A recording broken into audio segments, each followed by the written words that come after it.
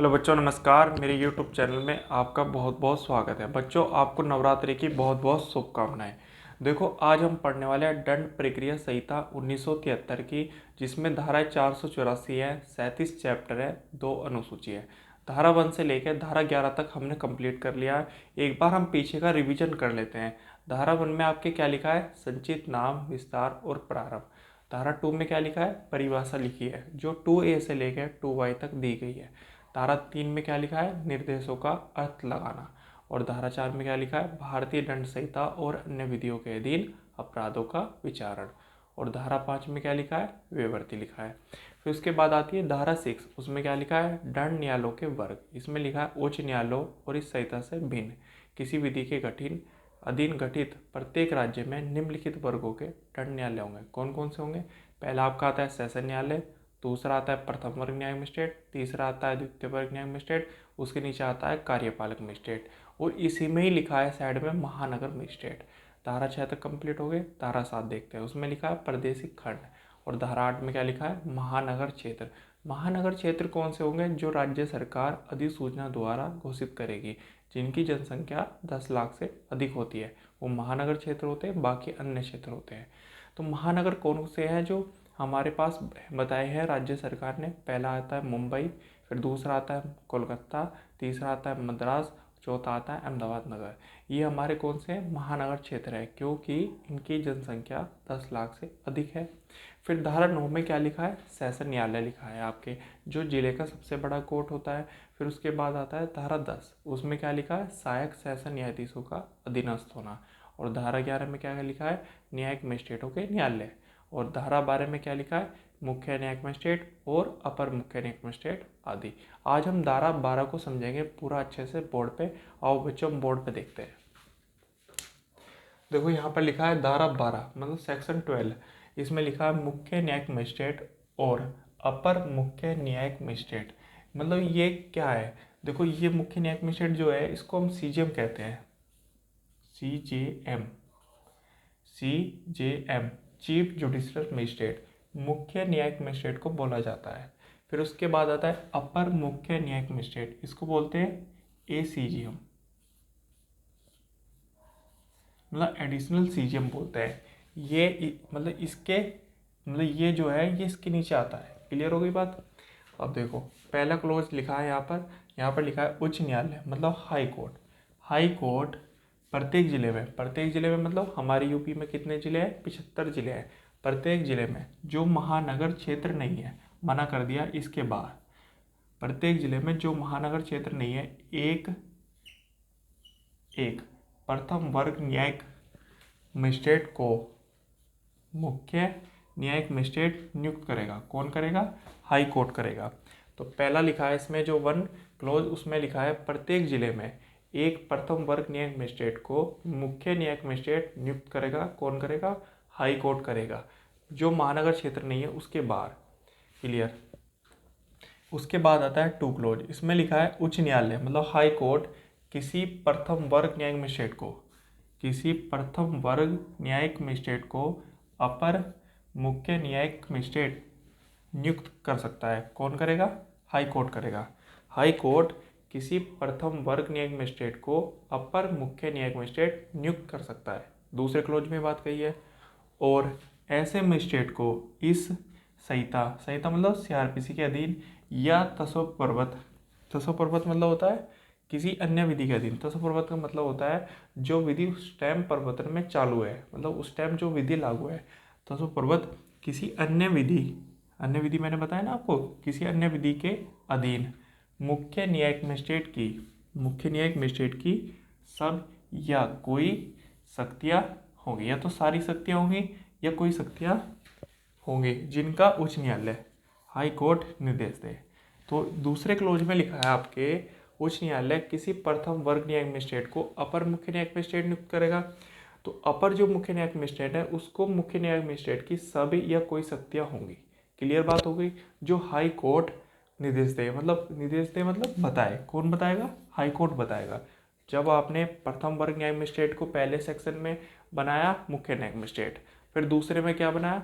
किसी प्रथम वर्ग न्यायिक मजिस्ट्रेट को अपर मुख्य न्यायिक मजिस्ट्रेट बना दिया। फिर उसके बाद इसमें ये लिखा है जो मुख्य न्यायिक मजिस्ट्रेट की सभी या कोई शक्तियाँ होगी वो अपर मुख्य न्यायिक मजिस्ट्रेट को होंगी। कैसे? जैसे मुख्य न्यायिक मजिस्ट्रेट है सीजीएम, उसके पास बहुत ज़्यादा लोड हो गया काम का, मतलब ओवरलोड हो गया, वो बहुत सारा सामान या बहुत काम जो है कोर्ट के अंदर उस पर है और वो नहीं कर पा रहा, तो कौन करेगा? फिर अपर मुख्य न्यायिक मजिस्ट्रेट करेगा, क्योंकि उसकी शक्तियाँ उसको दी गई है। क्लियर हो गई बात? फिर तीसरा ए, मतलब 3A, 3 क्या है? इसका मतलब ये है कि उच्च न्यायालय मतलब हाई कोर्ट, आवश्यकता अनुसार मतलब किसको? हाई कोर्ट को लग रहा है कि आवश्यकता है किसी चीज़ की, तो हाई कोर्ट मतलब उच्च न्यायालय आवश्यकता अनुसार किसी उपखंड में मतलब तहसील में, उपखंड में, किसी अन्य क्षेत्र में, उपखंड में किसी प्रथम वर्ग न्यायिक मजिस्ट्रेट को उपखंड न्यायिक मजिस्ट्रेट के रूप में पदान्वित करेगा या कर सकता है। मतलब कौन करेगा? हाई कोर्ट किसी उपखंड में किसी प्रथम वर्ग न्यायिक मजिस्ट्रेट को उपखंड न्यायिक मजिस्ट्रेट के रूप में पदान्वित करेगा, नियुक्त करेगा। देखो मैं बताता हूँ आपको, कोई उपखंड क्षेत्र है, उसमें हाई कोर्ट क्या करेगा? किसी प्रथम वर्ग न्यायिक मजिस्ट्रेट को उपखंड न्यायिक मजिस्ट्रेट के रूप में नियुक्त करेगा, एक बात, और उसे इस धारा में मतलब 12 में विनिर्दिष्ट उत्तरदायित्व से मुक्त कर सकता है। क्योंकि देखो, जब आपने प्रथम वर्ग न्यायिक मजिस्ट्रेट को उपखंड न्यायिक मजिस्ट्रेट नियुक्त कर दिया उपखंड में, तो उसके अंदर जो धारा 12 के अंदर जो क्लोज आ रहे हैं उनसे अलग उसे हटा दिया, मतलब वहाँ पर उसे काम करने की जरूरत नहीं पड़ेगी, क्योंकि वो उपखंड न्यायिक मजिस्ट्रेट के तौर पर वहाँ पर काम करेगा। कहाँ पर करेगा? उपखंड में। तो लिखा है ना, उपखंड न्यायिक मजिस्ट्रेट के रूप में पदान्वित कर सकता है। कौन करेगा? हाई कोर्ट करेगा, एक बात। फिर इसके बाद लिखा है तीसरा ख, इस तीसरा मतलब बी, 3B या 3ख बोल सकते हैं आप।